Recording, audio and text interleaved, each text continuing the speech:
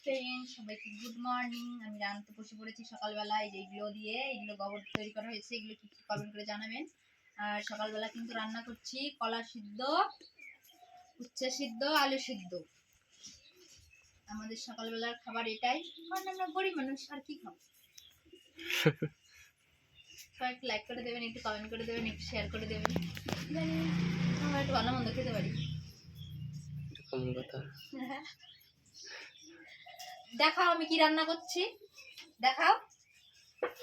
কি হলো ওই উপরেরটা কি গো? এটা হলো কলা সিদ্ধ, এটা হলো উচ্চ সিদ্ধ। একটু উঁচু করে দেখো। কি দেখো, এখানে একটাও জ্বালানি নেই, ওই ভাঙা পাট কাটি তাও ভালো না নড়বড় করছে। আর এই যে গোবরটা তৈরি করেছে, নাম কি ওটার? আপনারা কমেন্ট করে জানাবেন। ওটার নাম কি? ওটার নাম আপনারাই কমেন্ট করে জানাবেন। কি করবো, গরিব মানুষ, সিদ্ধ ভাত খেয়ে দিন কাটাতে হবে না ভাই।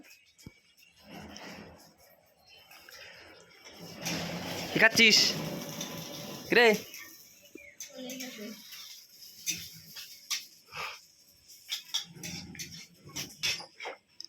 কলাটা দেখো কালো হয়ে গেছে পুরো, এরকম মানুষের মন, কলাটার উপরে কালো কিন্তু ভিতরে সাদা।